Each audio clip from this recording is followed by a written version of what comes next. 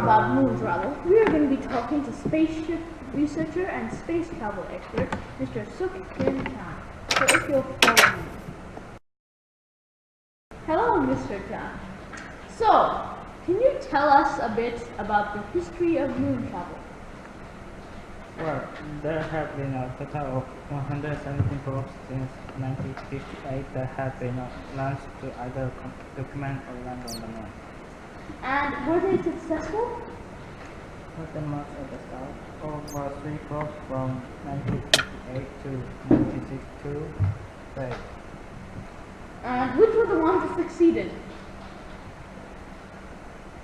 Well, if we move over here,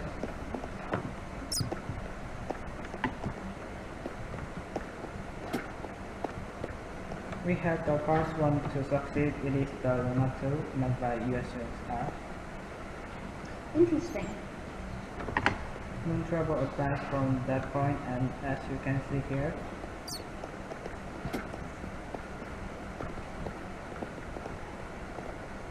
we were at 270 approaching the moon in the upper left. If you look at the screen, you can see that there were a total of 6 missions to the moon, all of which were organized by NASA. And I understand they were manned missions to the moon. Well, there are And what of the future of moon travel? well, there are several planned moon missions and flybys over here.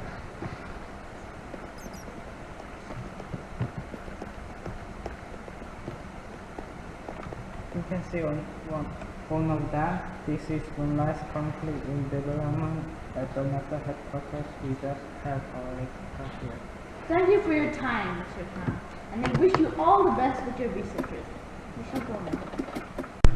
So, what does an average explorer need to go into space? Well, there are several basic things, such as a spaceship, which we can see right there, currently being worked on. What else does he need is the question. Well, if we come inside the spaceship, we can see that he will also need a kind of helmet as well as oxygen breathing gear to ensure that he is not deprived of important oxygen. Once an explorer has all these, he may go into space.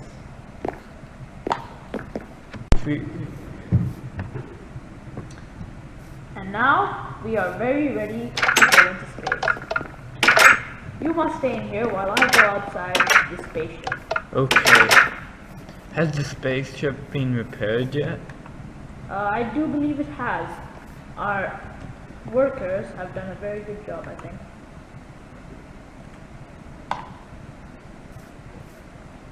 We shall simply have to wait for the final finishing touches.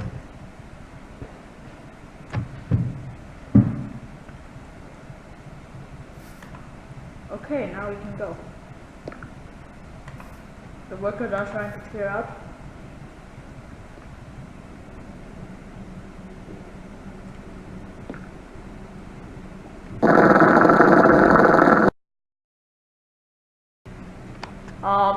This is BaneOfHades 2 BB209. We appear to be on course.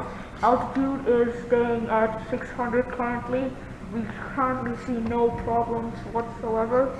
We'll report once we have reached the moon. And hello again, and we are on the moon. In fact, we are right next to the place where the Apollo 11 spacecraft landed. If we look over there, we can see the flag planted by Buzz Aldrin and Neil Armstrong, as well as the footsteps left by the first men on the moon, at least some of them. Most of them are ours. We did not land here specifically. We landed some way off in that distance, but I came here just to show you this. Now let us talk about moon landing, shall we?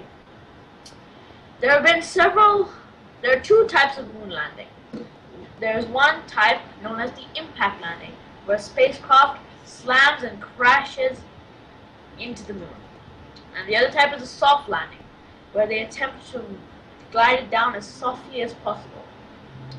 There have been several unmanned soft landings by the USSR and NASA.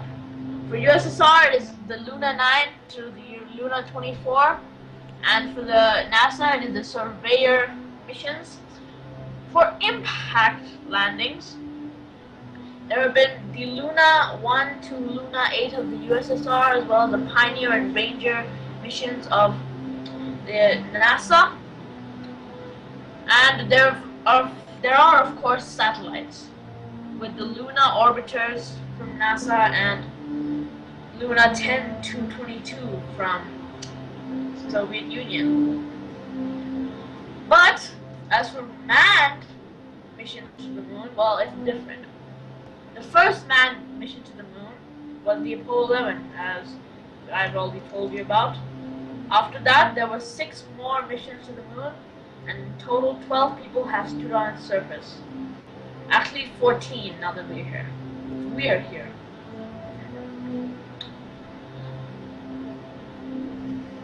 As you saw, NASA was the mastermind behind all the moon landing missions that are manned.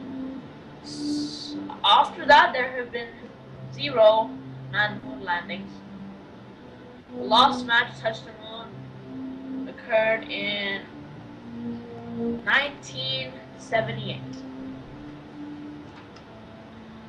Well, that's enough of this stuff. Let's go back to our moon base, shall we? As you can see, whenever we walk, footsteps are left. And these footsteps will stay forever, basically, as there is no wind on the moon to wash them away, wind or rain.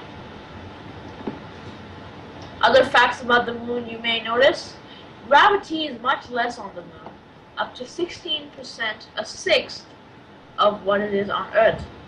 Because of that, I can do the super jumps. And so can you, I'm seeing.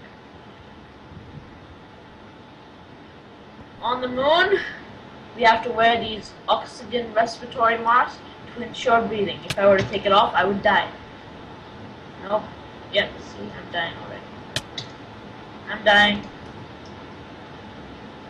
Well, that's enough talk about facts of the moon. Actually, let's do some more. The moon is uninhabited as of what we know, and it is likely that no one will ever inhabit it due to its low oxygen level, high gravity, low atmosphere, actually no atmosphere at all. You know where we're going? I forgot the base. Follow the footsteps. That's our footsteps. Hi, Mr. Wizard. What are you going to tell us about space today? Well, today we're going to talk about the countries which you could say are in the modern space race. The countries have all recently launched rockets into space for various reasons, such as documentation, flybys, or just to carry satellites. I've noticed some flags back there. Yes, that is visual representation for our talk. Me and Mr. Clucky here will show you around. Shall we begin? Yes. Wizard powers activate. Starting with the flag over here, this is the European Union, which includes all countries from Europe. Here we have Japan, and right next to it India, which has recently launched a probe to Mars. Here we have Iran, which has currently have the Shimor rocket planned for launch this year. The United States of America, most well known for their Apollo missions. China, Russia, well known for its Cold War with America. And lastly, North Korea. And now if we fall back down, all these countries, as I have said before, have recently launched rockets, or are currently launching rockets, in the case of Iran and the Shimor rocket. Well, that's all I have to say. Thank you for listening. Before you leave, I'd like to ask you a question. Yes? Why do these flags look weird? They're too cube-like. We have been teleported to Minecraft. Oh well, Thank you for your time now. Now I shall go Thank you away. for your time and telling us about stuff. Thank you. Now Bye. I shall go away with my wizard powers. Okay. Now, we will be moving on to the space station. A space station is basically a spacecraft that is capable of supporting a crew and is designed to remain in space for an extended period of time and for other spacecraft to dock. Soon, I'll be traveling to a space station to show you what one looks like and give you a better idea of what it does and how it does it. The spacecraft launch pad is over here. I'm going there right now. I have now arrived on the space station. And now, let's explore this. And I'll give you more information about it. Okay, so let's get going. By the way, this is the, let me remember what it was. Oh yeah, it's docking bay. Here is the place where spaceships can land, and this is the launch area too. This is the only way to go back home to Earth. So now I'll be showing you around the space station. Before that, I'd like to tell you about the history of space stations. The first space station was launched by the Soviet Union on April 19, 1971, and it was called the Salyut 1. However, one of the most successful space stations was the International Space Station.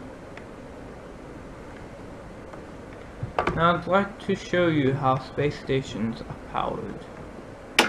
They're usually powered by solar panels. I think there's one up here, yes. These are providing power to the spaceship. These are useful since there is a lot of sunlight in space. And this could be used to provide power. And so that you don't have to rely that much on fuel when you're in space.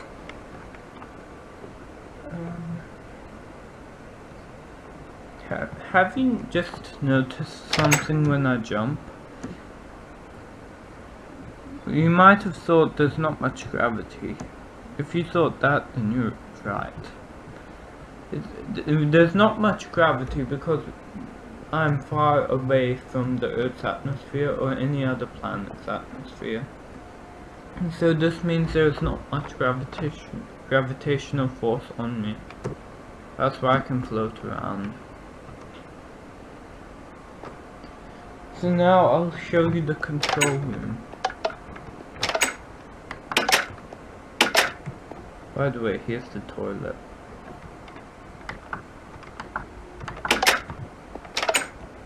Okay. So as I said, these wires run through the solar panels, and these are the controls.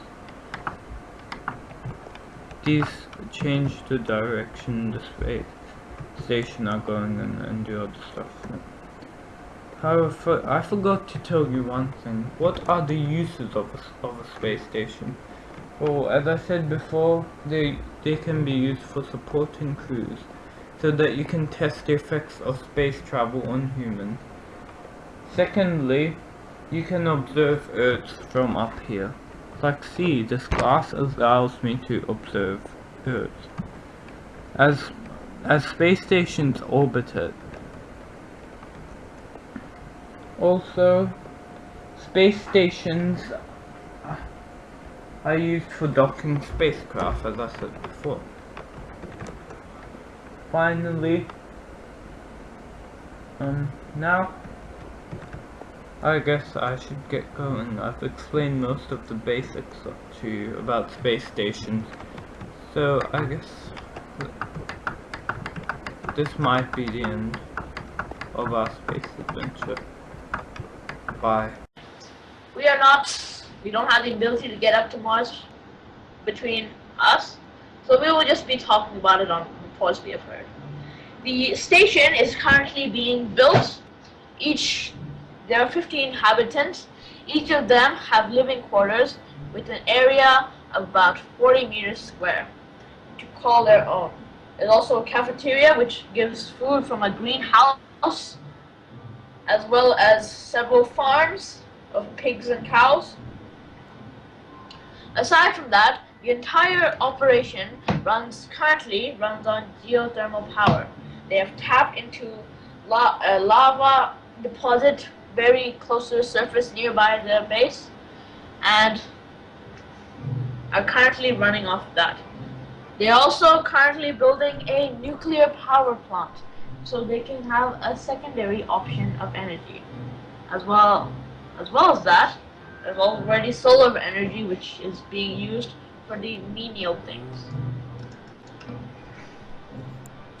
The base has several technological advancements, including low weights, high capacity spacesuits, and an oxygen system which constantly recycles the oxygen in their area. Have started to introduce algae and moss into the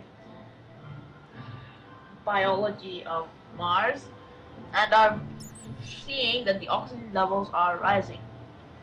This is all that we have got from the reports sent from the 50 brave explorers. We will keep you posted on the updates. This is BaneOfHades and BB20979.